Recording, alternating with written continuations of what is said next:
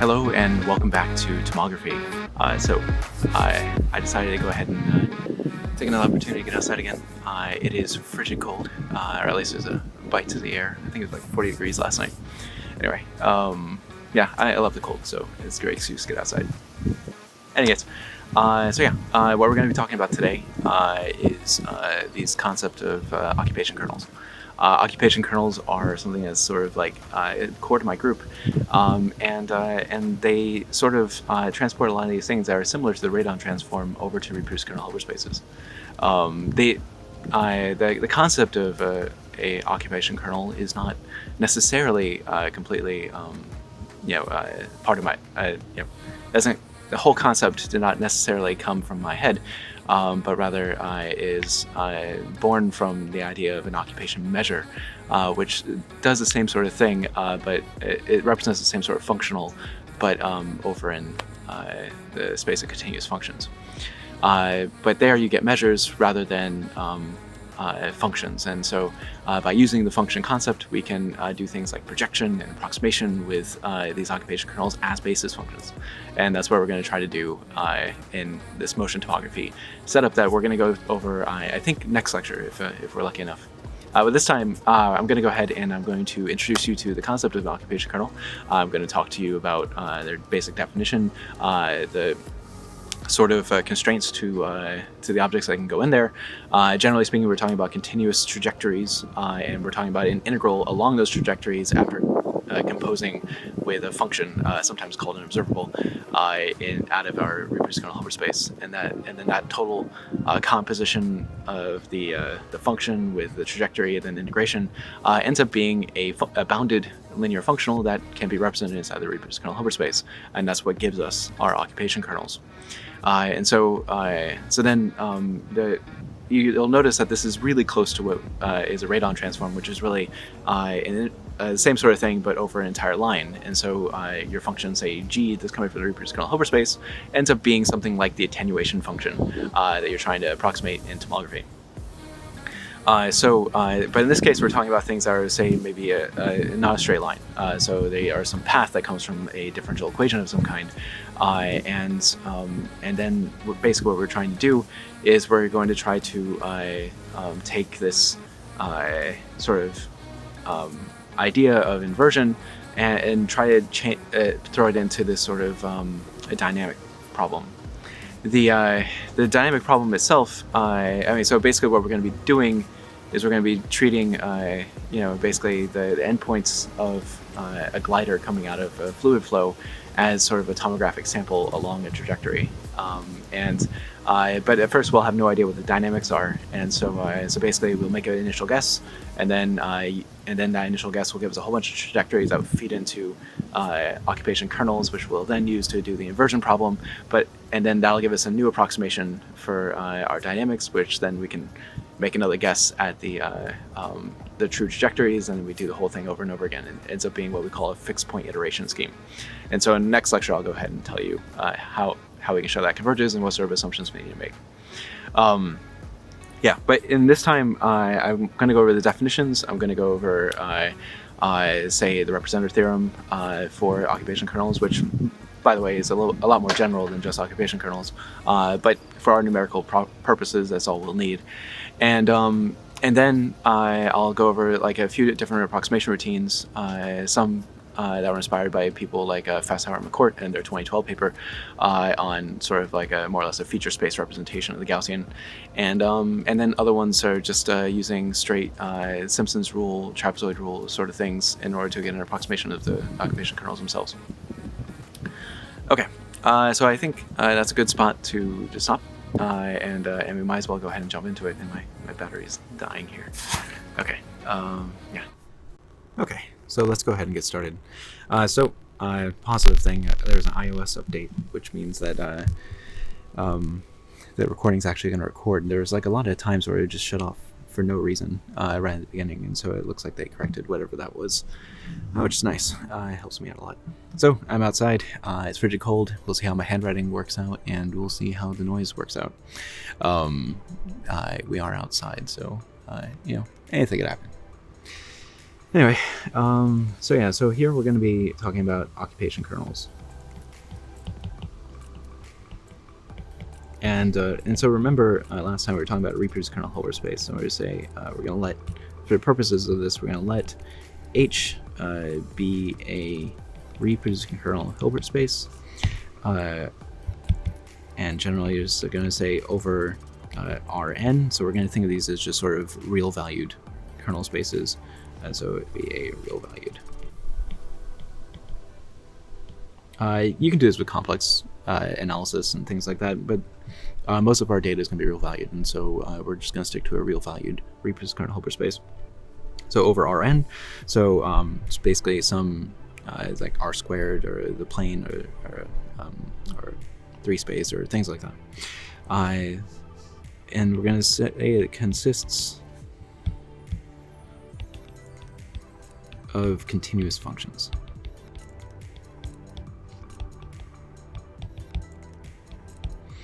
All right, consisting of continuous functions. So generally speaking, this is going to be our framework, and we need the continuity for integrability later. And so we're going to next we're going to let say theta be from say 0 to t mapping to Rn be a signal, a continuous signal.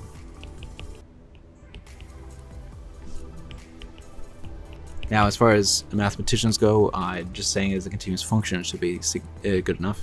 But generally speaking, we're thinking of this as coming from, this is some sort of input or, something coming out of signal processing. And so generally speaking, if it's not attached to dynamics, then we just say it's a signal. And if it is attached to dynamics, then we say it's a trajectory for those dynamics. But yeah, so generically speaking, though, we're starting out with this theta that is a continuous signal. So then, so note that the mapping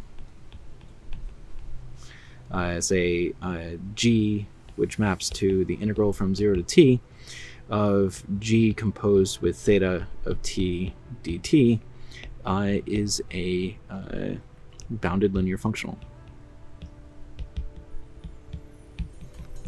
This means that it is a continuous functional over, say over h. So how do we show that is a bounded linear functional?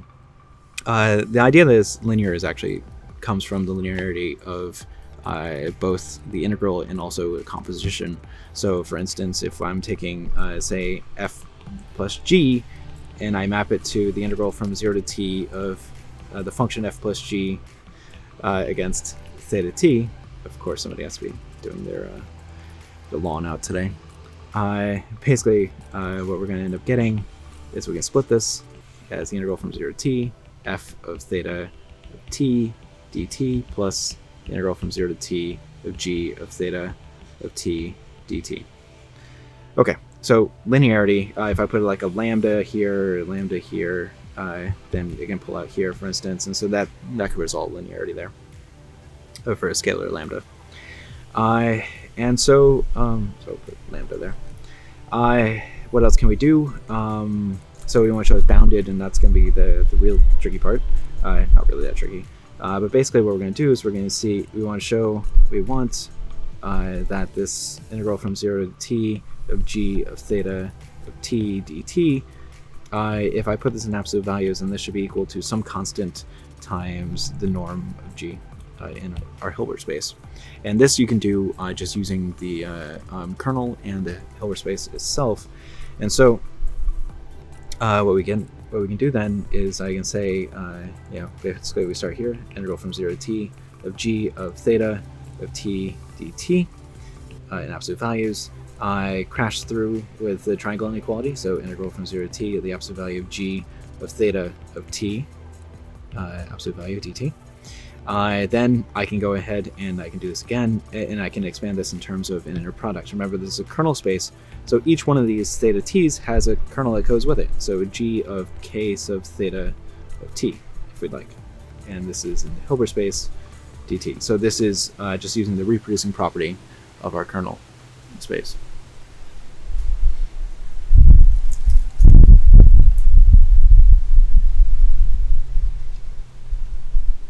is really pleasant out here. Okay, so now what I can do is I use the Cauchy-Schwarz inequality. So I get is less than or equal to 0 to t of the norm of g times the norm of k of theta of t dt. Okay, so we're almost there. The norm of g can come out, right? And so we get this piece, and now we are left with this quantity.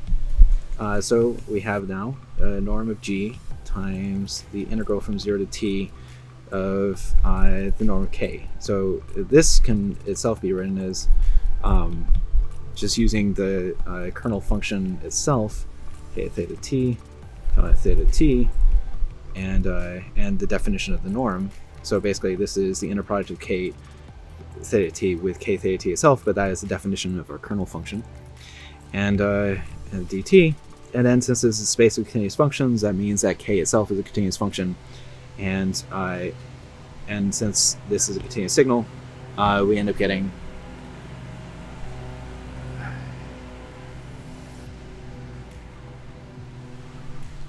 lawn people like going right by.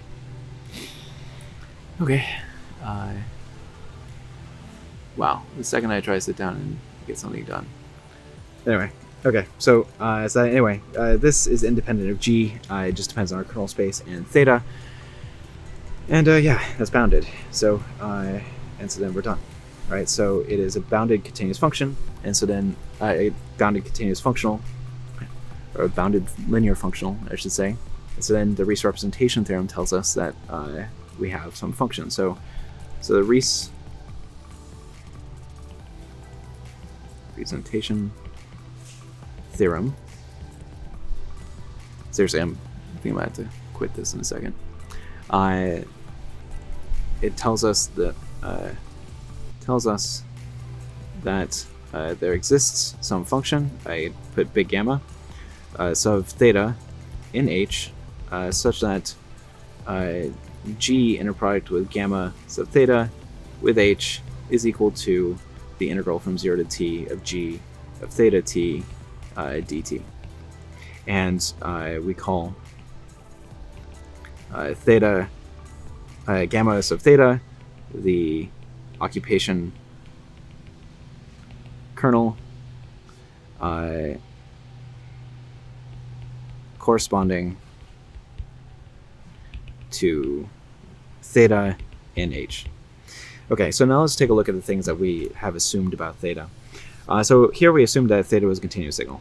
Generally speaking, if your data is almost always going to be, you're going to almost always assume that your data is continuous, and just from a numerical analysis standpoint. But if you don't, then I think all you really need here is that theta is piecewise continuous, or at least measurable. And that will get you, and as long as g is continuous and theta is measurable, then g composed with theta is measurable, and then you can do this integration. I think you need, in fact, it needs to be a bounded measurable function in order to get this here. I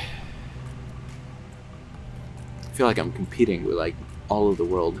I would much rather like squirrels or I don't know, birds or something, but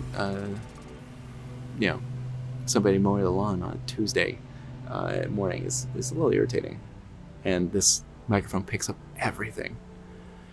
Anyway, yeah, so all right, sounds like I turned it off. All right, sorry about my complaining. This is a different world, huh? Like all this teaching and stuff like that. It is mind-boggling how much has changed. While I love recording these videos and I really enjoy it, it allows me to access like some skills that I've abandoned for like a decade.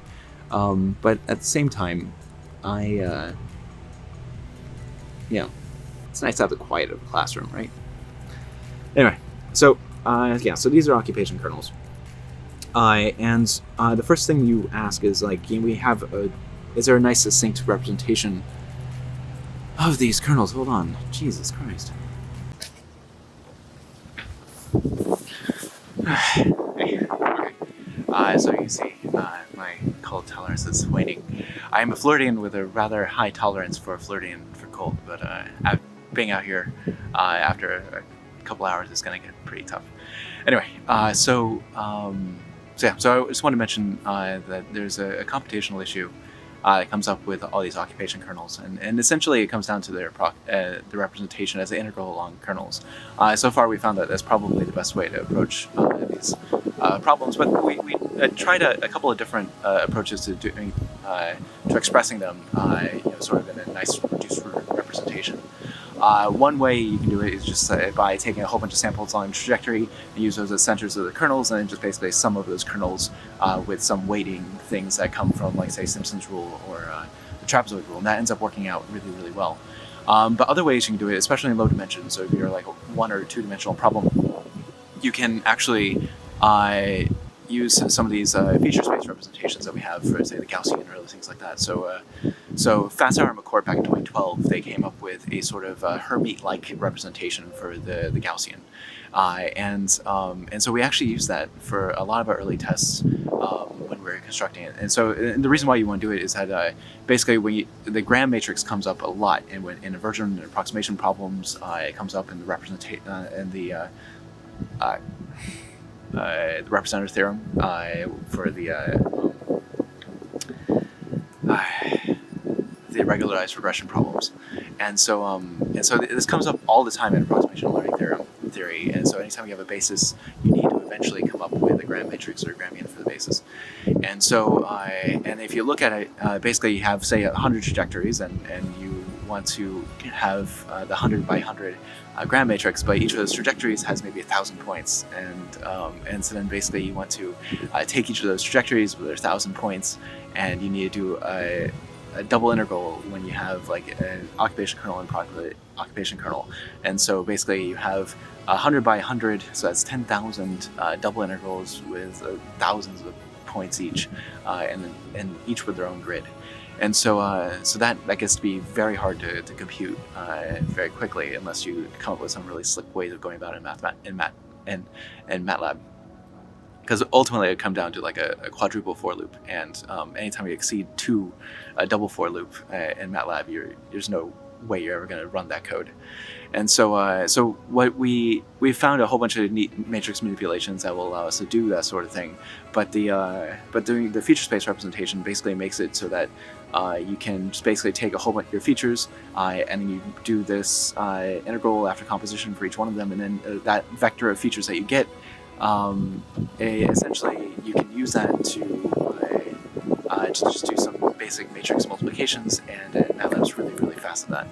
And so we use that at first, and actually in our initial experiments for motion tomography, that's what we went for. I think actually some of the figures that still remain in the paper actually do correspond to that.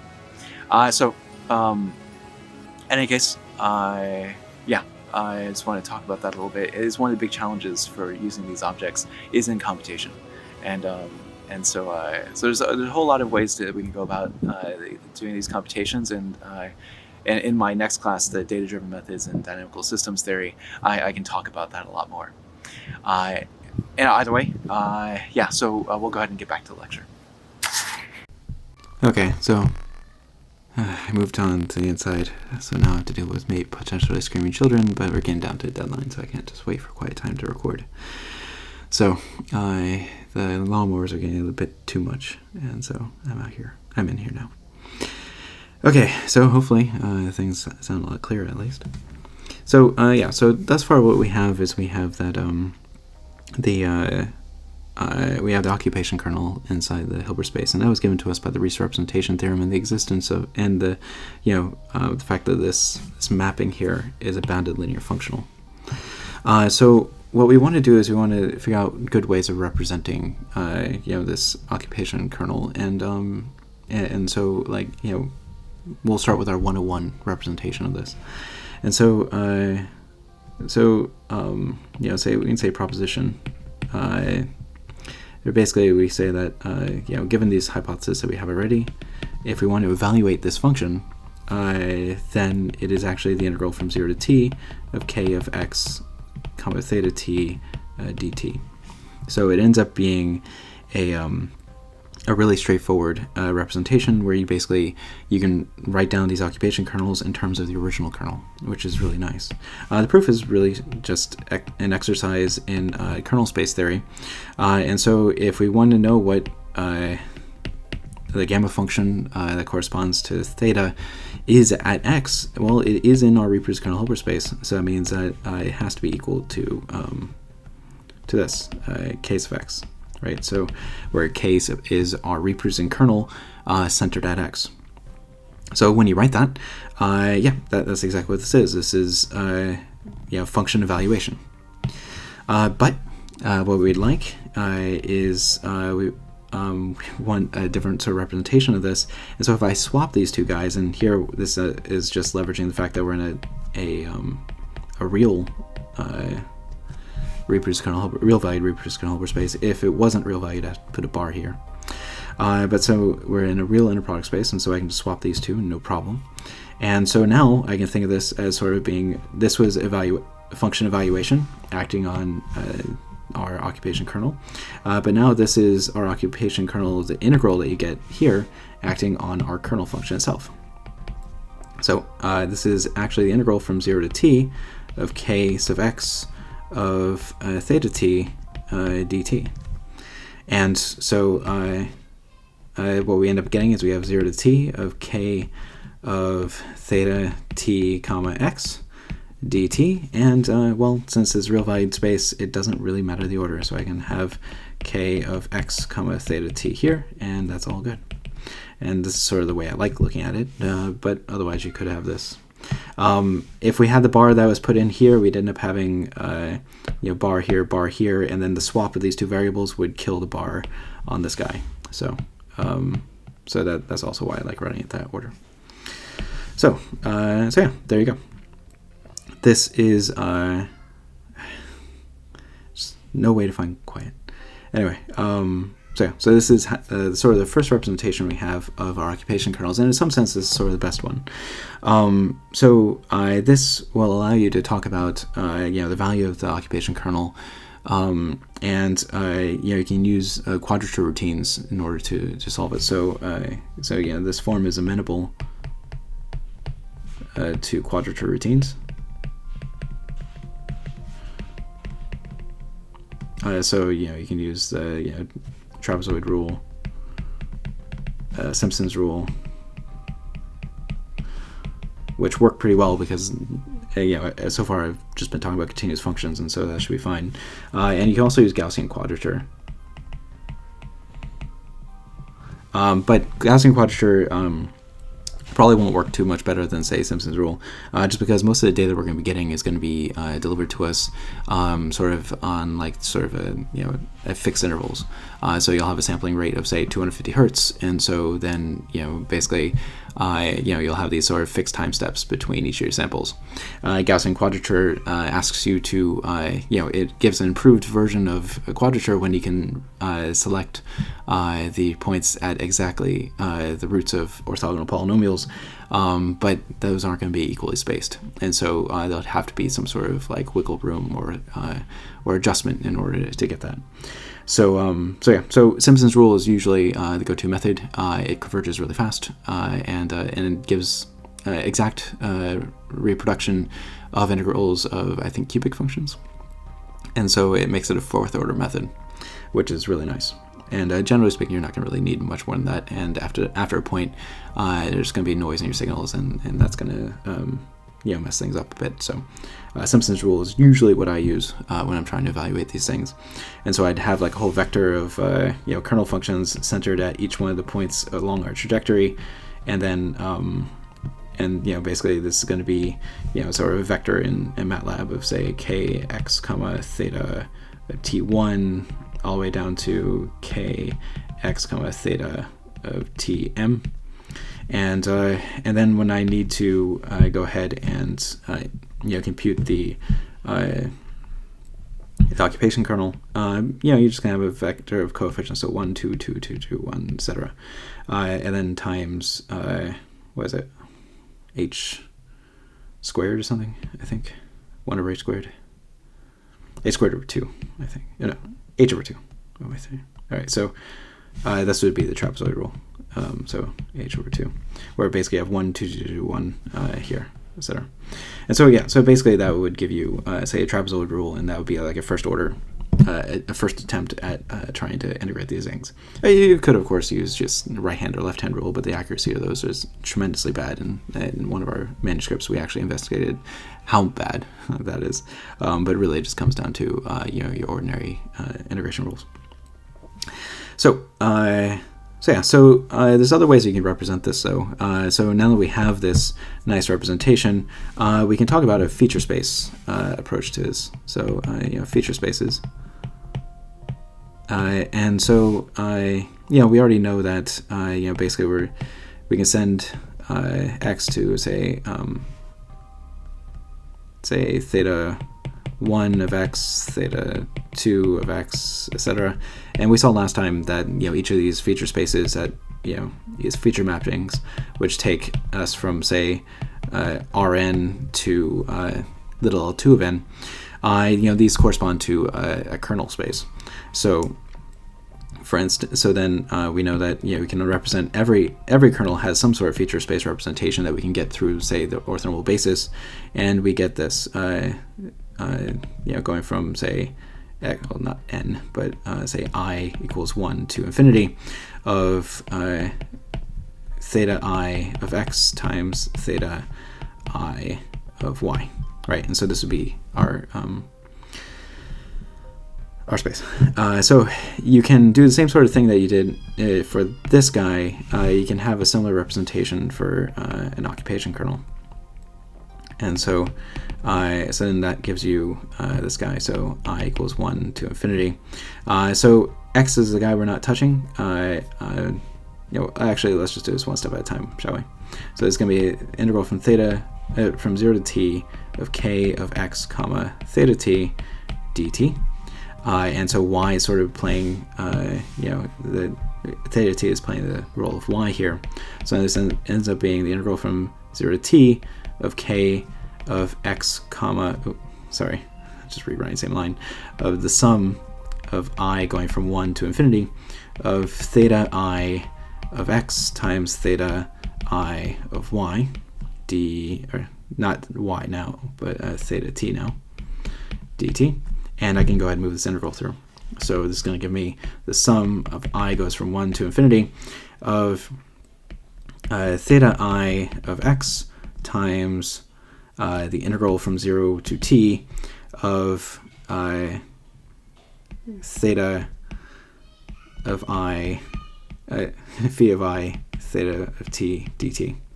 And so then you can look at this as sort of like a mapping then of our phi, being sent to this whole stack of say phi 1 of, the integral from 0 to t of phi 1 of theta of t dt, integral from 0 to t of phi 2 of theta of t dt, and etc. And so you can end up with this sort of feature map idea. I didn't show you that. It ends up being a little L2, but yeah, you can demonstrate that. It just comes from the Hilbert space itself. And yeah, and so this is what you got. So you can basically have now an embedding of signals. So say continuous signals of 0 to t. If you want to say Rn, now this is embedded into little L2 of n. Okay, and so it sort of plays the same sort of role that kernel functions do with embeddings into infinite dimensional spaces to now signals to other infinite dimensional spaces. So this is two nice representations that we have for our occupation kernels. We have this one and we have this one. And so you can ask, which one would we rather use? So let's talk about the pros and cons of these feature space ideas. Feature space versus quadrature.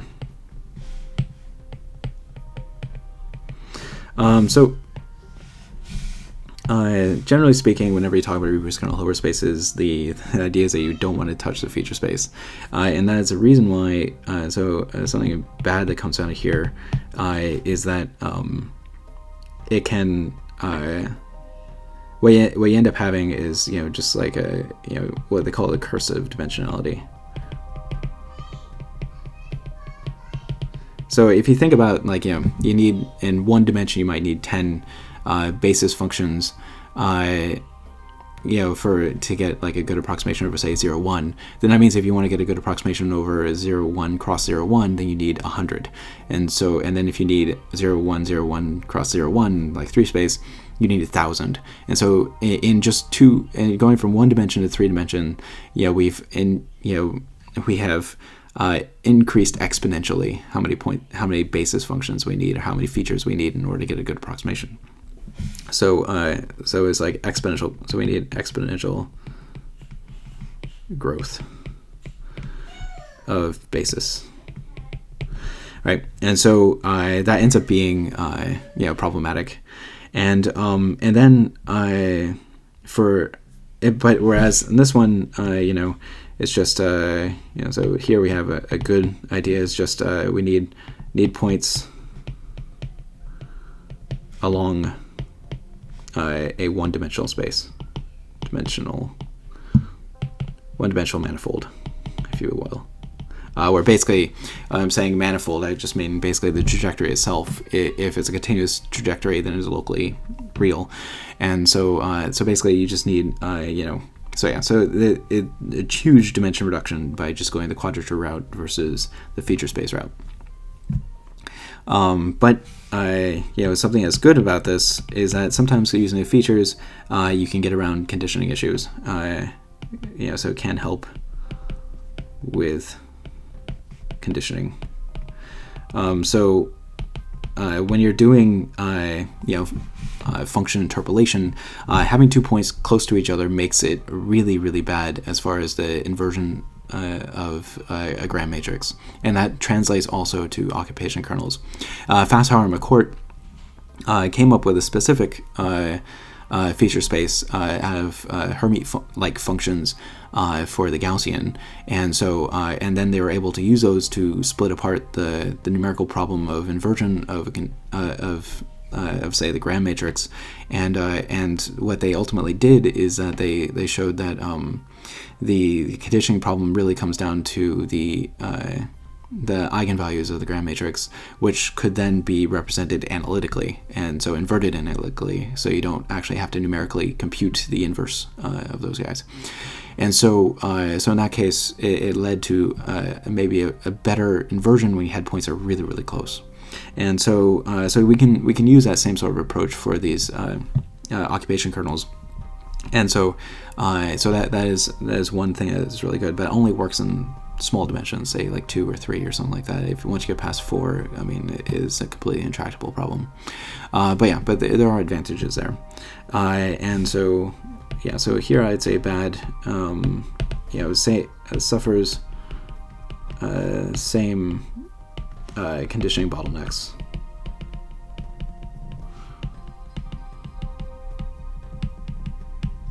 As regular kernels. So again, if you have 2 points that are really close in the Gram matrix, it's going to lead to poor inversion. So here, if you had 2 trajectories that are really, really close to each other, say in the soup norm or however metric you want to talk about, it could lead to a poor inversion of Gram matrix that corresponds to occupation kernels. So okay, so that's something to consider.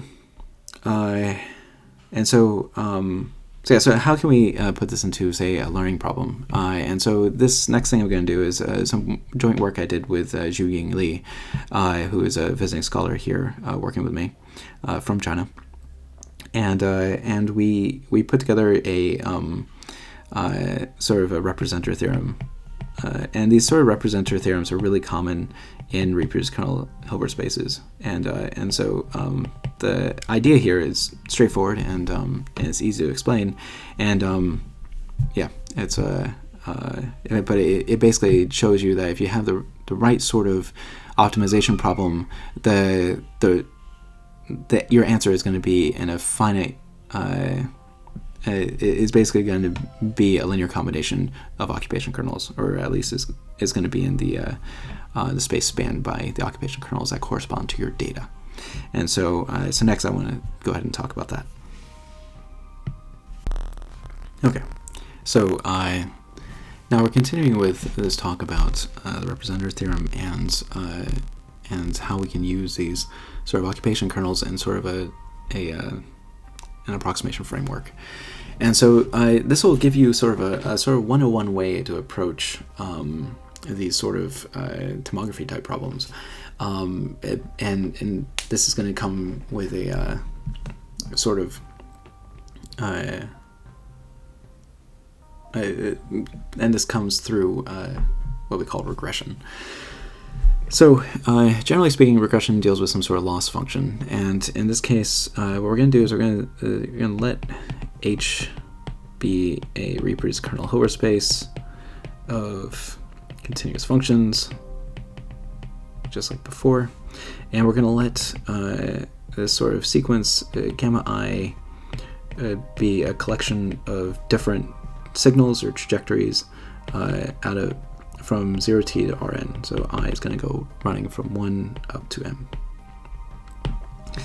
Okay, and so so one way we can go ahead and try to figure out some sort of approximation is we can look at to try to solve this minimization problem. So we're going to try to minimize for functions f and h, and where we have this.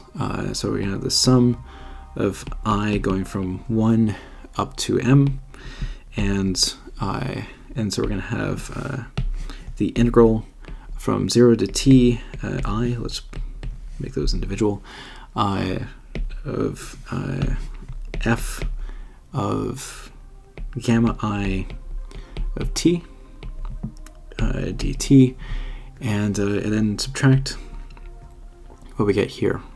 So it'd be gamma sub I at ti minus gamma sub I at 0. And since this is supposed to be over Rn, the images in Rn, this is not just a single vector, but f is scalar valued. So I'm just going to say we're going to solve this j times, and we're going to assume that fj is inside of h, and so then, this will get, and then we'll just take a look at the jth entry of this vector.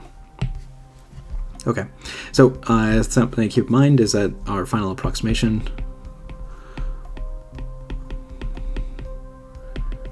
is going to be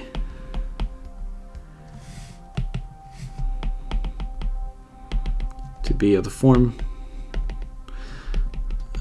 so where we have, like, say, f1, f2 down to fn.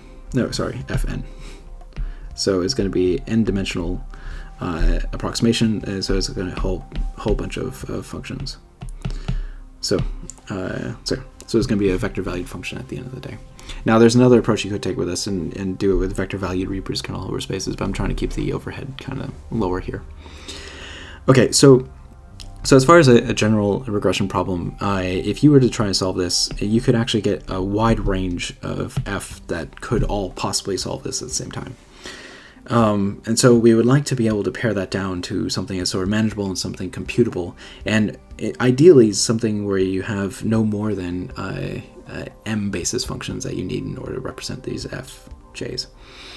And so there's this technique in kernel space theory where you add this extra bit, and so this is outside of the here, and so you're going to let lambda be some number greater than 0, and then you have this, and this is called a regularized regression problem. Regularized regression problem. And so and when you have that, there's a really nice theorem that comes out of it, and this exploits not only the Hilbert space ideas, but projection and other things like that, but also the kernel space ideas. And so this will give you a very particular collection of basis functions that will represent your minimizer. And so you could actually put any sort of function that is increasing, and you put the norm inside of that. So I could have norm of this cubed, or even the square root of all that, etc. As long as the function is increasing there, these same theorems will end up working out. You just basically need some increasing function of the norm over here. And intuitively, it says that we're looking for a minimizer that minimizes this as much as possible while also not letting it get too large as far as the actual norm of the solution. And so when you do that, you get some fairly slick things. And so I think I missed one little square here. If I put a square there, I mean, it's still, if you put absolute values on it, it would still work out, but putting a square on that, it makes it so we can have a very easy computational time of finding it. So you could replace this with other what are called loss functions, and not just square one, but the square loss function, you can actually use a little bit of linear algebra trickery in order to get out exactly what the answer is.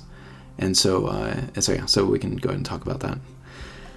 So here we'll talk about like the one proposition of this lecture. So proposition, and this is a representative theorem.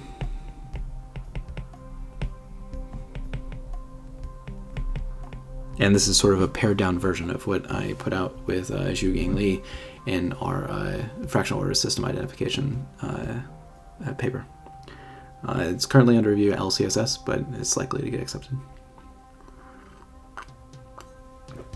Maybe even by the time next semester comes around, it'll be accepted. It's supposed to be a very quick review time for this particular journal.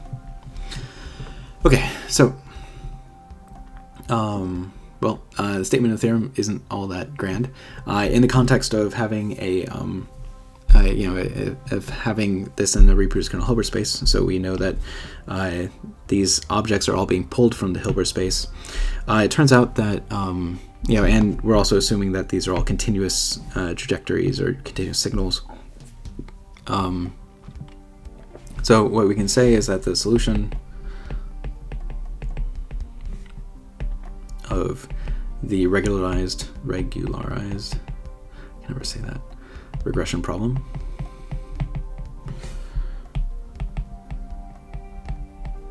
takes the form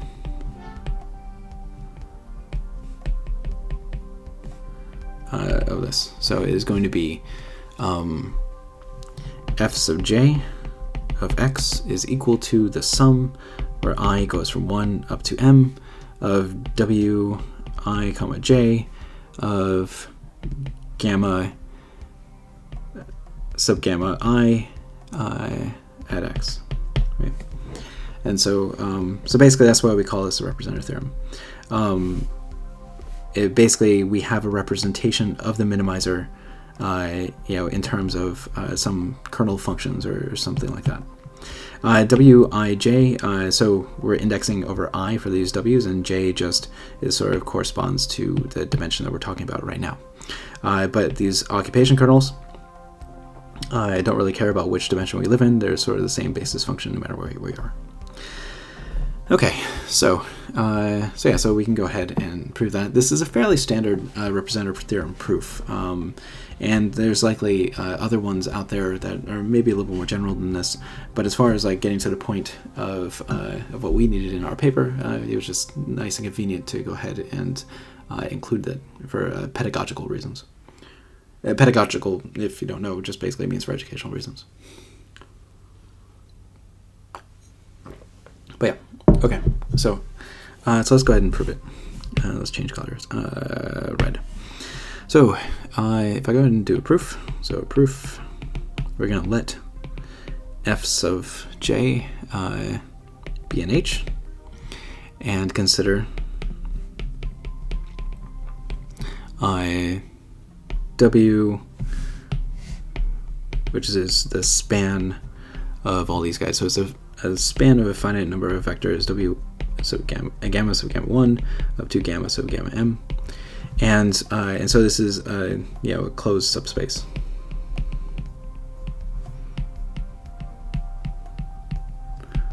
Of H, right? So I know that since there's a finite number of basis functions for my space, then I know it is closed, which means we talk about projections and other things like that. And so then if I take a look and I can write fj can be written as f sub w plus f p, where f sub w is inside of w and f sub p is in w perp, right? So that's all those Hilbert space concepts that we talked about in the past couple lectures. Okay, so next idea. So note that the integral from 0 to t, I, if you like, of f of gamma I of t dt, or fj, is actually equal to f sub j against gamma sub gamma I, and then we can go ahead and expand fj as fj, or fw plus fp against gamma sub gamma I. I'm putting a bar in here, that's a habit of mine. It's not, maybe I should just put commas just to be consistent with notations we've been using so far. Sometimes if I just really want to make sure I'm keeping an eye on which is on the left and which is on the right, I just put a big bar. Sort of a habit I picked up from when I took quantum mechanics. Hey guys, so we can split this off in two pieces using linearity of the first variable. So we have fw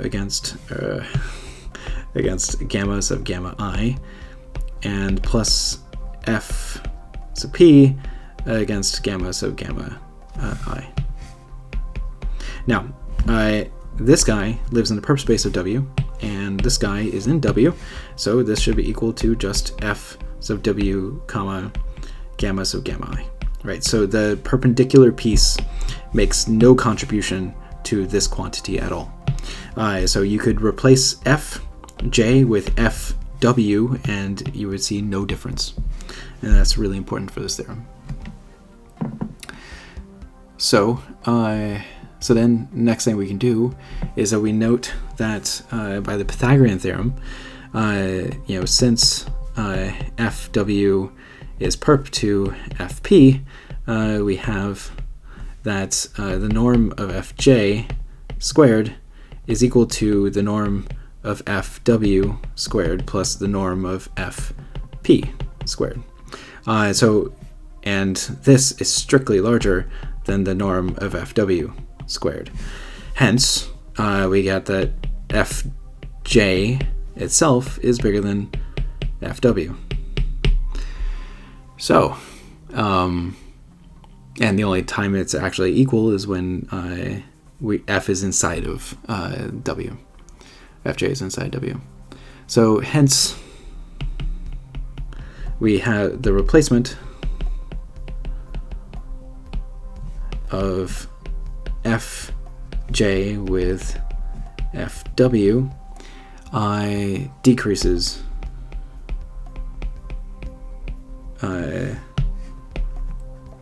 the function to be minimized.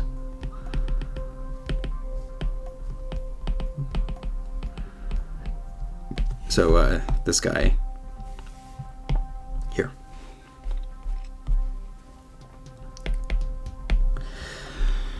So then what you can do is you can say, well then the minimizer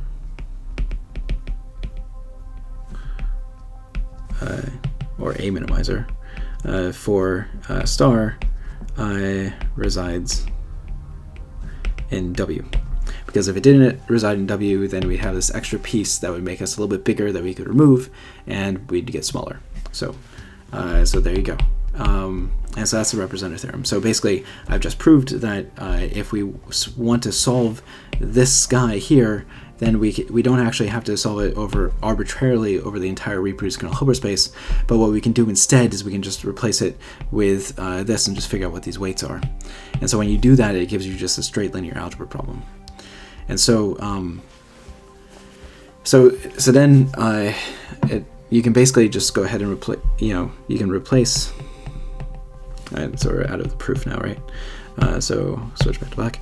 So we can replace f sub j with the sum of wij gamma sub gamma I at x, I equals 1 up to m, and then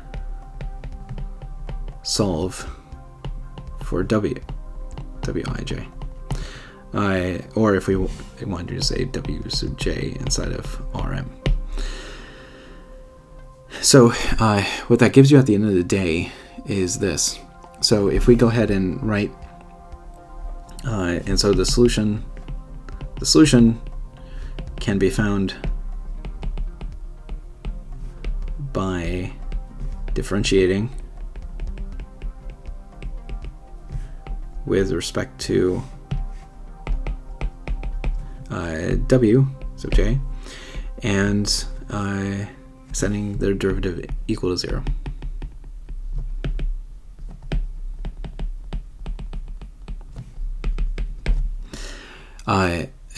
And then once you do that, you get this solution. So I'm going to go ahead and define vi, and so vi is going to be a whole bunch of column vectors, and it's going to be gamma 1 against gamma sub I, and all the way down till we get gamma sub gamma m against gamma sub gamma I, right? So basically the full vector of inner products against this particular fixed gamma I, occupation kernel corresponding to gamma I, and then if we set Cj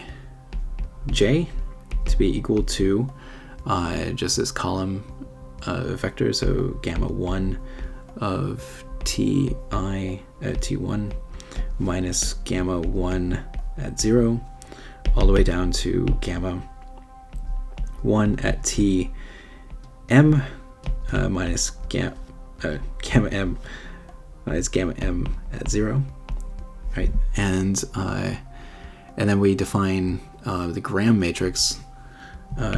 If you'd like, we can just define the gram matrix just because we are at these VIs. It'll be VI1 to VIM. Okay, so then what we get at the end of the day is we get W sub j should be equal to the sum of I going from 1 to m of VI times VI transpose plus gamma lambda times g, and now this inversed times g of cj, sorry. And yeah, and so that's what you end up getting. And that just comes from doing this process. So setting that big guy equal to 0, and then differentiating. And so basically what we're going to have in here is that this, the way that this manifests is that when you replace fj and you say that it must be equal to w sub I comma j gamma sub gamma I, then each one of these integrals ends up being a sort of double integral here. So and so I should choose a different letter than I, because it is more than just, alright. I will just say L here and put L here because we already have an I floating around here. So so then what that gives you is ultimately you're going to have that this integral is the sum of WL sub j, L going from 1 to m, of gamma sub gamma L against gamma sub gamma I. And so then once you do that, and then you declare W sub j is equal to W1j, W2j, etc., WMJ, then what you end up having at the end of the day is you end up having, you take the gradient. When I say derivative, I do mean the gradient here, with respect to this, and set it equal 0. And since it's quadratic, that's rather simple to do. Over here, you end up getting basically the grand matrix times wj transpose and square rooted, or actually not square rooted if we have a square on it, but that's what that is here. And so it's in doing all that stuff, you can take derivatives and gradients with respect to wj and you get answers. Okay, so why do we care about this overall? So basically what we're saying is that, if these were all straight lines, and then basically this is a radon transform over, or at least from one side of a scanner to another. And so 0 would be when you're at the beginning point, when you generate the X-ray beam, and then Ti is when you is the time point when you hit the other side, or however you want to see it. And so then F would be your attenuation function, and then you just compare the difference between the receiver and the source, right? And so, but this puts in a lot more of a general framework. So we are no longer talking about, generally speaking, only straight lines. We could put curvy lines in here if we want. We've used it in, fluid flow problems. We've used this equation also in dynamical systems theory.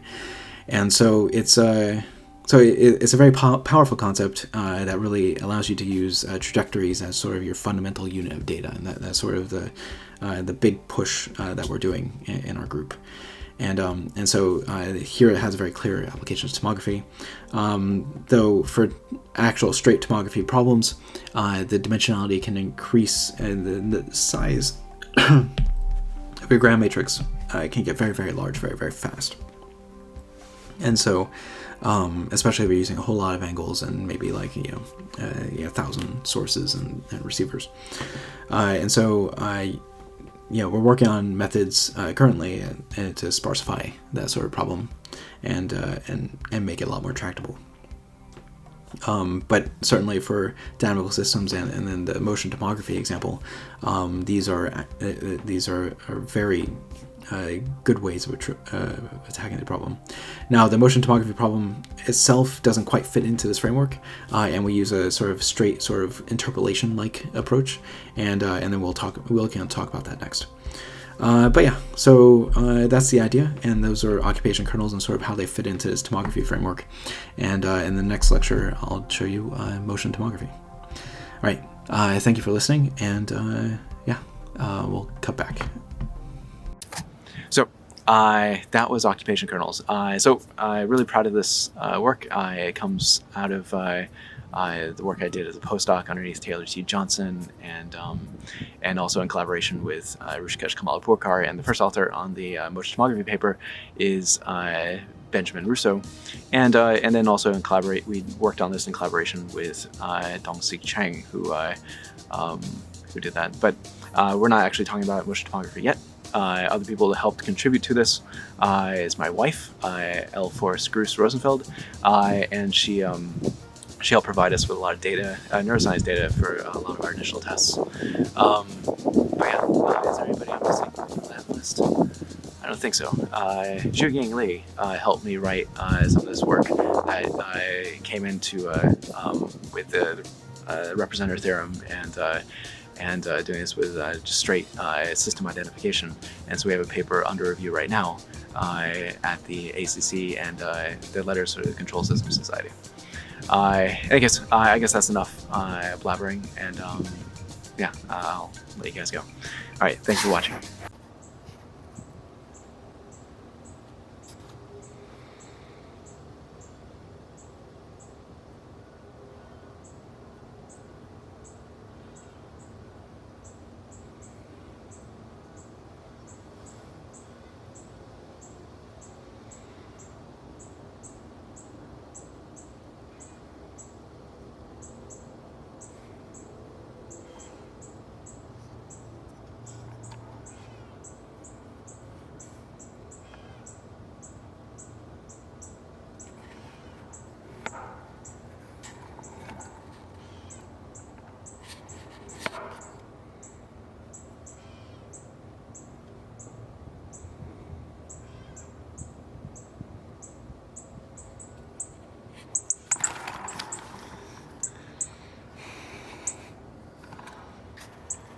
bird just flew right past me.